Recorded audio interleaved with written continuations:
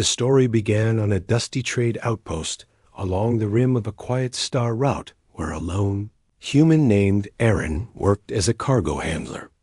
Aaron lived simply and spoke little, not because he disliked others, but because he felt there was nothing special about him. He believed his life would continue in the same pattern forever. Wake up, move crates, eat recycled station meals, sleep, repeat. The galaxy was wide, but he felt narrow inside. His jokes were usually for his own amusement, and most of those jokes never reached anyone's ears. One cooling cycle, he wandered into a small food stall shaped from old hull plates. The place often served merchants, travelers, and strange wanderers from worlds he could not name. That day, he saw her for the first time. She sat alone at a corner table while eating a steaming bowl of root stew. She was large, covered in short amber fur, with ears shaped like a wild cat's and eyes that glowed with a faint gold shine. Her posture was proud but weary. Her claws rested on the table as if she wished to relax but could not. Aaron had seen many alien travelers before, but never one like her. She carried a presence that felt ancient and wounded at the same time. Aaron had a habit of breaking his own boredom by teasing strangers in harmless ways. It was his only sport on the outpost. So he walked past her table, paused, and said with a grin that held more warmth than intention, "Careful. Someone as strong as you might break this whole station if you breathe too hard." He expected a confused look or a tired sigh. Instead, she turned her eyes toward him and narrowed them as if she was trying to understand whether he was mocking her or greeting her. She answered in a quiet rumble, "Human, are you attempting to provoke me?" Aaron raised a hand in playful surrender. "Just trying to admire the strongest person I have seen today. Maybe the strongest on this whole outpost. If I am wrong, you can correct me." For a moment, she kept staring at him. Then something subtle in her shoulders eased. "You are strange. Most fear my kind. You bring jokes." She resumed her meal, but her tail flicked gently in amusement. Aaron laughed softly and continued to walk away. That was all he intended. A small moment. Another harmless bit of humor that vanished quickly from memory. But that night, he kept thinking about her eyes. He told himself it was nothing. Yet when he returned to his small bunk, he realized he could not remember the last time someone had looked at him with genuine curiosity, instead of seeing him as a simple worker passing through empty days. The next cycle, he returned to the same food stall. He told himself it was for the stew, but the truth followed him like a shadow he tried to ignore.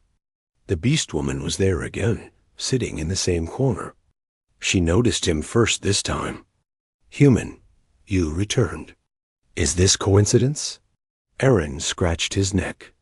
"Maybe, or maybe the stew is better when you sit near it." The corners of her mouth lifted slightly. Flattery from a human? Odd, dangerous, amusing. Aaron sat down across from her without being invited. "My name is Aaron. What is yours?" "Lyra." She spoke it as if unsure whether she should share it.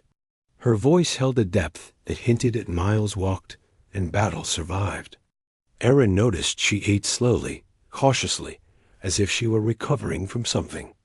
"You look like you have been through more than a long trip." Lyra set her bowl down. "My clan fell. I am the last of them on this side of the galaxy. I was a fighter. Now I am nothing. I wander until my spirit decides whether to continue." Aaron felt something shift inside him at her words. He had expected a story of adventure or pride. Instead, he sensed an ache deeper than any wound. Still, he tried to lighten the moment. "Nothing. That is not true. You eat stew very impressively. That counts for something." Lyra let out a low sound that resembled a half-suppressed laugh. "You continue to joke at strange times. Helps me breathe." Aaron shrugged. "Helps me forget. Lyra replied quietly. And so began their habit of meeting at the stall each cycle. Aaron never planned the meetings. He simply gravitated there, and Lyra never objected. Their talks were simple at first. Stories of planets he had never seen. Tales of clans she once knew. Aaron spoke little of himself, because his life felt too ordinary compared to hers. Yet she listened when he talked about small things. The way the station's lights always flickered at the same hour. The rude merchant who once yelled at him for dropping a crate. The white bird he saw only once in his childhood. On Earth, none of it seemed great enough for a warrior to hear, but Lyra never dismissed him. One cycle Lyra asked, "Why do you not fear me? Humans often stare at me with caution." Aaron folded his arms behind his head. "Maybe because I know what it feels like to be stared at like you don't belong." Not for the same reasons, but close enough. Lyra considered his answer for a long breath. "You are a small creature, yet you carry a steady spirit. Not weak, not soft, quiet." Aaron chuckled. "I think that is the nicest thing anyone has ever said about me." As the cycles passed, he noticed Lyra growing stronger physically, as if eating regularly and resting had begun to heal her. Her movements gained fluid confidence. Her eyes brightened. Her tail swayed more freely. More travelers noticed her too. Some kept their distance. Some whispered about the powerful Beastwoman with a human companion. Aaron ignored them, and Lyra pretended to ignore them, but he could tell she felt something. Unfamiliar. Peace. One evening as station. Lights dimmed into the night cycle. Lyra approached Aaron while he was closing a storage container at work. He looked up to see her silhouette framed by the fading lights. "You walk home alone every night. I will accompany you." Aaron blinked. "That is kind of you, but I do not need protection." Lyra stepped closer. "Not protection for you. Protection for those who may trouble you if they mistake you for being without allies." Aaron laughed. "You saying I look weak?" She tilted her head. "You look human." He shook his head and walked beside her. That walk became another quiet ritual. Between cargo lanes and humming vents, they shared silence that felt comfortable rather than empty. Lyra walked with sharp senses but relaxed shoulders. Aaron walked with tired steps but a lighter heart. During one walk, Aaron finally asked the question he had held for many cycles. "Why do you stay on this dull station? You could leave. Travel again." Lyra looked ahead. "Because I found something here that surprises me. Something I did not expect to find." Aaron swallowed, but did not press. Instead, he changed the subject to a small joke. Lyra responded with the same half-smile she always gave him when amused. Yet something stirred in her eyes that night. Something he had never seen there before. The shift happened slowly but clearly. The more time they spent together, the more Aaron noticed Lyra watching him when she believed he was not looking. Her gaze carried warmth mixed with confusion. She seemed unsure whether she was allowed to feel what she felt. One cycle, while sitting at their usual corner table, she placed her clawed hand near his. She did not touch him, but she placed it close enough that he could feel the heat radiating from her fur. He glanced at her, and she looked away, but did not move her hand. Aaron's voice softened. "Lyra, are you all right?" She whispered, "Your presence changed my quiet grief. You bring life back to a heart I thought unmoving. I fear this. I welcome this. I do not understand it." Aaron's pulse quickened, but he kept his expression calm. "I never meant to cause confusion. I just like being near you." Lyra turned her eyes toward him with a vulnerable honesty he had never seen from anyone. "Your jokes, your calm spirit, your steady manner. You touched my life without knowing. I once fought for my clan. I thought my story ended when they fell. But now a new path appears. Because you approached me with a joke at a food stall." Aaron put his hand over hers slowly, giving her a chance to pull away. She did not.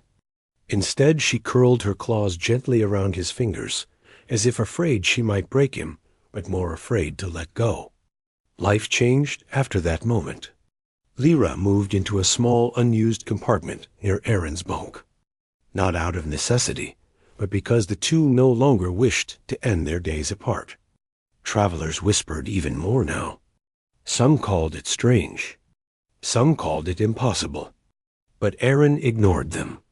Lyra ignored them. They walked together with quiet certainty. Their bond strengthened through many cycles.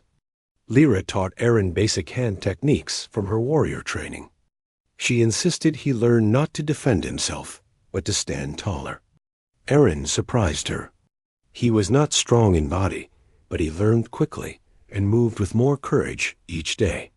She told him that courage mattered more than size. He told her she was the reason he found it. One day the station fell into crisis when a merchant ship malfunctioned near the docks. A burst of unstable fuel ignited in a violent flare, sealing several workers inside a damaged corridor. Aaron was among them. Smoke filled the air and alarms rang.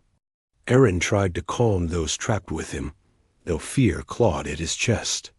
He knew Lyra would come. He just did not know if she would reach him in time. Lyra did reach him. The moment she heard the alarm, she sprinted across the station. Her claws tore through a sealed access panel. Her strength bent metal that humans could not move. She broke into the corridor and dragged Aaron and the others to safety. When they reached open air, Lyra held Aaron firmly. Her eyes burned with fierce emotion. "You are safe." "I feared the worst." Aaron coughed through smoke, but managed a weak smile. "I knew you would come." That day the outpost changed its opinion of the strange pair.